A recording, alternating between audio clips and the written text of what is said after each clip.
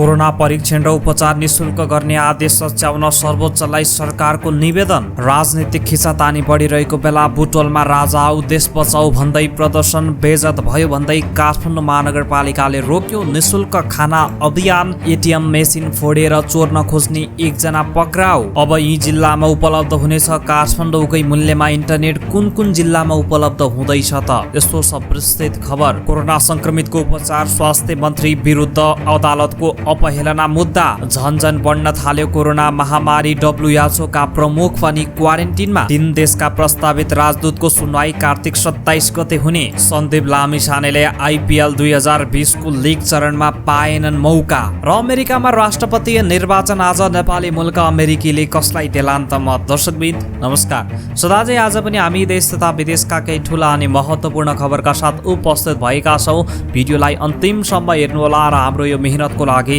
एउटा सानो लाइक गर्न नभुल्नुहोला। च्यानलमा नयाँ हुनुहुन्छ भने सब्स्क्राइब गरेर जोडिनुहोला। सुरुमा जानकारी दिउँ कोरोना भाइरसको पछिल्लो अपडेटबाट।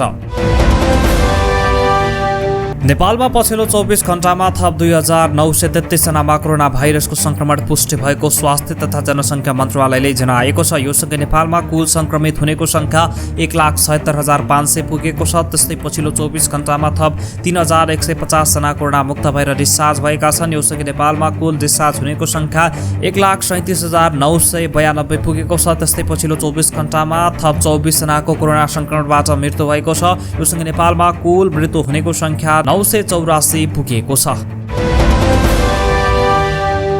आफ्नो बेइज्जत भएको भन्दै काठमाडौँ महानगरपालिकाले खुल्ला मञ्चमा निशुल्क खाना खुवाउने अभियानमा रोक लगाएको छ। केही अभियन्ताहरूले लामो समयदेखि खुल्ला मञ्चमा कोरोनाका कारण समस्यामा परेका श्रमिक, गरिब र असहायलाई खाना वितरण गर्दै आएका थिए। तर महानगरले नगर प्रहरी पठाएर खाना वितरण रोकेको छ। 3 दिन अघि नगर प्रहरीले खाना खुवाउने अभियान रोक्न आग्रह गरेको थियो। सोमबार पुनः नगर प्रहरी आएर खाना खुवाउने अभियानमा रोक लगाएको एकजना अभियन्ता बद्री प्रसाद ढुङ्गानाले बताए। सहीको नेतृत्वमा पुगेको नगर प्रहरीको टोलीले मेयर साहबको आदेश भन्दै खाना वितरणमा रोक लगाएको उनको भनाइ छ। महानगरले पनि सार्वजनिक स्थलमा खाना वितरण गर्न रोक लगाएको स्वीकार गरेको छ। प्रवक्ता ईश्वरनाथ डङ्गोल भन्छन्, लकडाउनमा समस्या परेकाले खाना पाउन् भन्ने सबैको भावना र चाहना थियो। मानवीय हिसाबले त्यति बेला त्यो सही पनि थियो, आवश्यक पनि थियो। तर अहिले बस पार्कमा बाक्लो आवाजाव छ, धुवा धुलो हुने त्यो ठाउँमा खाना खुवाउनु उपयुक्त छैन।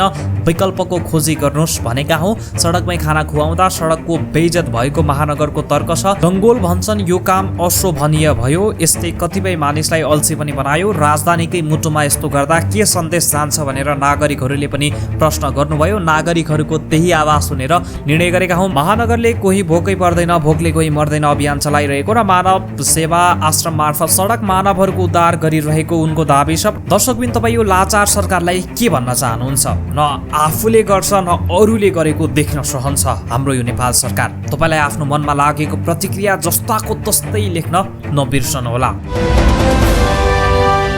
कोरोना परीक्षण र उपचार गर्न शुल्क नलिनु भनेर सर्वोच्च अदालतले गरेको फैसला पुनरावलोकन गर्न स्वास्थ्य मन्त्रालयले सर्वोच्चमा निवेदन दिएको छ। सर्वोच्च अदालतका न्यायाधीश आनन्द मोहन भट्टराई र टङ्कबहादुर मोक्तानको इजलासले असोज 15 गते सरकारी अस्पतालमा कोरोना परीक्षण र उपचार निशुल्क गर्न परमादेश दिएको थियो। त्यस्तै परमादेश दिने फैसला सर्वोच्च अदालतबाटै प्रतिप्रदान भएका सिद्धान्त विपरीत रहेको जिकिर गर्दै सोमबार स्वास्थ्य मन्त्रालयका सचिव लक्ष्मण अर्यालले पुनरावलोकन गर्न दिए हुन्। सरकारको बिना सम्बन्धी नीतिलाई नबुझी अदालतले कोरोना परीक्षण र उपचार निशुल्क गर्ने निर्णय गरेको पनि स्वास्थ्य मन्त्रालयले निवेदनमा उल्लेख गरेको छ।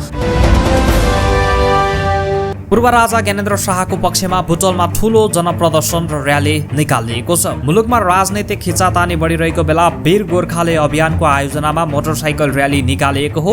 रूपन्देहीको माडीग्रामबाट निकालिएको र्यालीमा सयौं मोटरसाइकल सहभागी भएका थिए। पूर्व राजा ज्ञानेन्द्र र रानी कोमलको तस्बिर छापिएका टी-शर्ट लगाएका युवाहरू राष्ट्रिय झण्डा बोकेर र्यालीमा सहभागी थिए। देश र श्रीपेजको रक्षाका लागि र्याली निकालिएको आयोजक वीर गोर्खाले अभियानले जनाएको छ।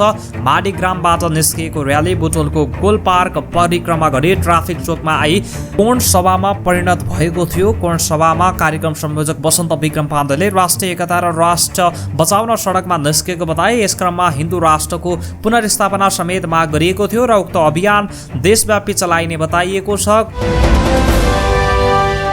सामान्यतः काठमाडौँ उपत्यकाभन्दा बाहिर जिल्लामा त्यहाँका सेवा प्रदायकले दिने इन्टरनेटको मूल्य बढी नै हुन्छ। ठुलो सेवा प्रदायकले तुलनामा स्थानीय तहमा इन्टरनेट सेवा प्रदान गर्दै आएका कम्पनीले दिने इन्टरनेटको मूल्य केही फरक पर्ने नेपाल दूरसञ्चार प्राधिकरण बताउँछ।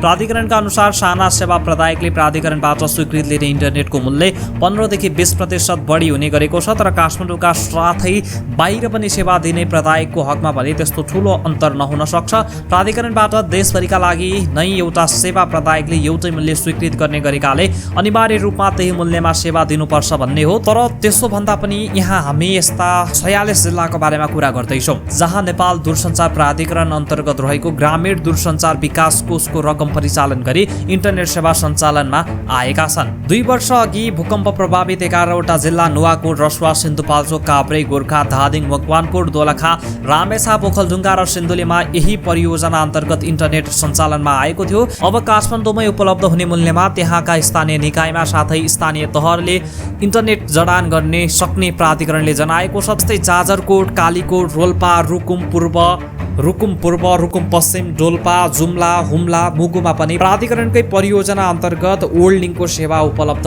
गराइने भएको छ। त्यस्तै सुविश्व केबल नेटले बारा, पर्सा, रौतहट, सर्लाही, धनुषा, महोत्तरी, सप्तरी र सिराहामा इन्टरनेट सेवा उपलब्ध गराएको छ। कोरोना संक्रमितको उपचार खर्च आफै बेहोर्नु पर्ने निर्णयलाई लिएर स्वास्थ्य तथा जनसङ्ख्या मन्त्री भानुभक्त ढकाल विरुद्धको अदालतले अपहेलनाको मुद्दा गरेको छ।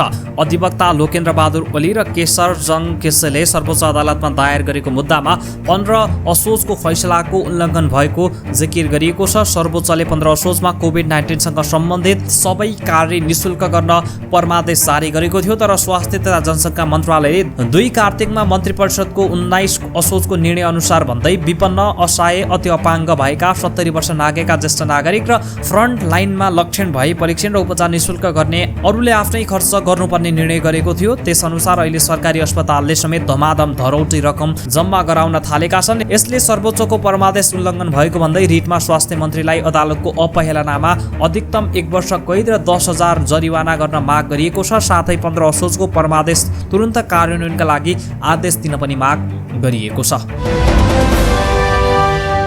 चर्चित हास्य सिरियल सकिएको नि अब हिमालयन टेलिभिजनबाट प्रसारण हुने भएको छ। लामो समयदेखि नेपाल टेलिभिजनबाट प्रसारण हुँदै आएको यो सिरियल मङ्सिर 20 गतेबाट भने हिमालयन टेलिभिजनबाट प्रसारण गर्ने तयारी गरिएको हो। अर्जुन घिमिरे र कुमार कटेलको कथा, पटकथा र संवाद र निर्देशनमा प्रसारण हुँदै आएको यो सिरियल लकडाउनका कारण केही महिनादेखि प्रसारण हुन सकेको थिएन।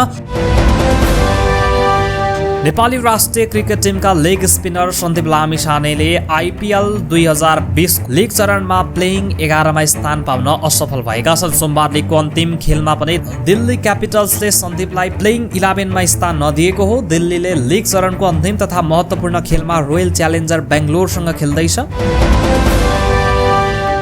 अमेरिकामा बहुप्रतीक्षित राष्ट्रपतीय निर्वाचन आज मङ्गलबार हुँदैछ। यसका लागि वर्तमान राष्ट्रपति डोनाल्ड ट्रम्प र पूर्व उपराष्ट्रपति जो बाइडेन बीच कडा प्रतिस्पर्धा हुने भएको छ। कोरोना महामारीका कारण मानवीय क्षति अत्याधिक बेहोरेको अमेरिकाले आगामी दिनमा स्वास्थ्य, आर्थिक र सामाजिक रणनीति कसरी तय गर्छ भन्ने विषयले यो चुनाव झन महत्त्वपूर्ण भएको विश्लेषकहरूको भनाइ छ। आगामी 4 वर्षका लागि निर्वाचित हुने विश्वकै शक्तिशाली पद मानिने राष्ट्रपतिको यो निर्वाचन र त्यसपछि आउने नेतृत्वलाई केवल वर्षको समय अवधिसम्म मात्र तुलना गरिँदैन। सन् 1918मा देखा परेको स्पेनिस फ्लू पश्चात 100 वर्षमा आइलागेको कोरोना भाइरस र त्यसले परेको गम्भीर असरलाई दीर्घकालीन रूपमा कसरी व्यवस्थापन गर्ने भन्ने विषय समेत यसै निर्वाचनसँग आएर जोडिएको छ। यति बेला विश्वको ध्यान अमेरिकातर्फ केन्द्रित भएको छ र कसले चुनाव जित्छ त भनेर यति बेला केन्द्रित अमेरिकातर्फ भइरहेको छ। दर्शकबिन दिनै थिए आजका केही ठुला अनि महत्त्वपूर्ण खबरहरू। तपाईँलाई आजको भिडियो कस्तो लाग्यो, जस्तो लाग्यो त्यस्तै प्रतिक्रिया दिन नबिर्सनुहोला। भोलि हामी यही समयमा मुख्य ताजा खबरका साथ फेरि पनि उपस्थित हुनेछौँ। आजको लागि यति नै। हस्त नमस्ते।